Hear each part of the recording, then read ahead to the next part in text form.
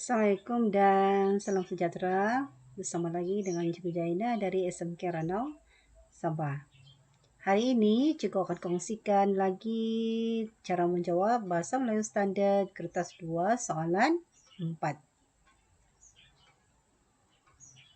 Antologi Jaket Kulit Kijang dari Istanbul merupakan antologi yang digunakan dalam prosa tradisi kepimpinan melalui teladan. Oke, hari ini juga akan kongsikan nota cara mudah menukar bahasa Melayu klasik kepada bahasa Melayu standard. Ada 4 langkah mudah untuk menjawab soalan 4. Yang pertama, kekal. Yang kedua, gugur. Yang ketiga, potong. Kemudian yang keempat, tukar. Langkah ini merupakan sekadar cadangan terpulang kepada pelajar untuk menjawab mengikut kepahaman masing-masing. Kita tengok yang pertama, apa yang perlu dikekalkan. Sekiranya dalam petikan soalan tersebut terdapat bahasa istana, watak, kata ganti nama diri, tempat, alatan, tanda baca, bilangan ayat, cakap ajuk atau perbualan, maka hendaklah dikekalkan apabila Anda menukar kepada bahasa Melayu moden. Oke, yang kedua, gugur. Apa yang perlu digugurkan? Gugurkan kata pangkal ayat klasik. Kemudian yang ketiga, potong partikel. Kemudian yang keempat, tukar bahasa klasik. Seterusnya kita tengok pula yang perlu dikekalkan. Oke, kita tengok yang perlu dikekalkan. Sekiranya dalam petikan tersebut ada bahasa istana, kekalkan. Karena bahasa istana ini masih digunakan sehingga kini. Contoh, menghadap, sembah, titah, ampun, kurnia, daulat tuanku. Kemudian, nama watak dalam petikan soalan kekalkan. Contoh, Laksamana, Rati Gajah Mada, dan sebagainya. Kata ganti nama diri juga perlu dikekalkan. Contoh, Pati, tuanku. Oke, kemudian tempat juga kekalkan. Sekiranya ada dalam petikan, Bukit Cina, Melaka, Balairung, Daha, kota, istana, pasar, dan sebagainya. Jika ada alatan dalam petikan soalan, kekalkan juga. Contoh di sini keris, lembing, perisai. Kemudian yang paling penting ialah bilangan ayat perlu dikekalkan. Sekiranya dalam soalan ada 5 ayat, maka jawapan Anda juga mesti 5 ayat. Mesti sama dengan petikan asal. Kemudian tanda baca. Sekiranya dalam soalan ada perbualan ataupun tanda soal dan koma perlu dikekalkan. Cakap ajuk atau perbualan kekalkan, jangan tukar kepada cakap pindah. Seterusnya kita tengok pula apa yang perlu digugurkan. Gugurkan kata pangkal ayat klasik. Kata pangkal ayat ini banyak terdapat dalam bahasa klasik. Kata pangkal ayat bermaksud perkataan di awal ayat.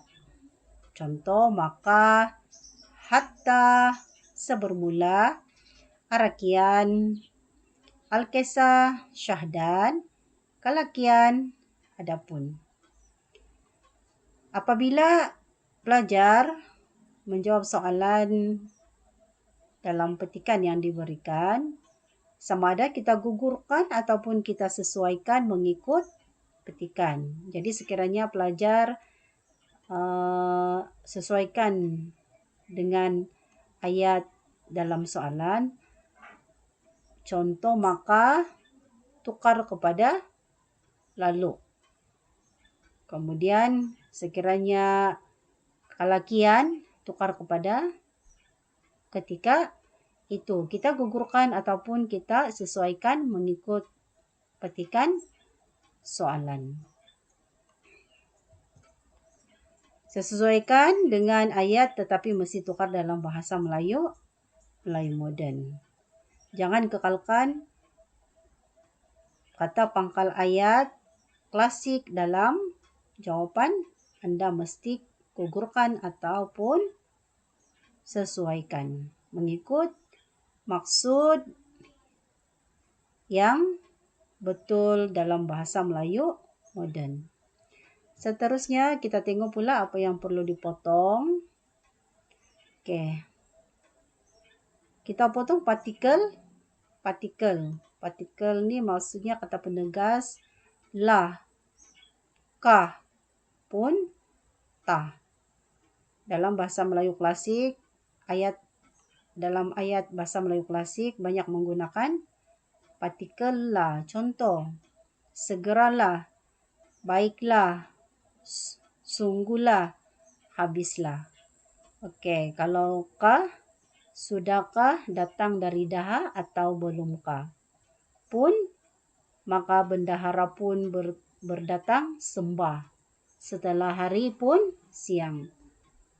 Kalau tah, apa tah? Ayat ini perlu kita potong kerana apabila Anda mengekalkan partikel tersebut dalam bahasa Melayu moden, Anda tidak akan mendapat markah penuh kerana Anda masih mengekalkan bahasa Melayu klasik. Jangan kekalkan dalam ayat. Kita terus potong. Kalau Anda kekalkan, maksudnya dalam jawapan Anda masih ada bahasa klasik. Seterusnya, kita tengok pula apa yang perlu tukar.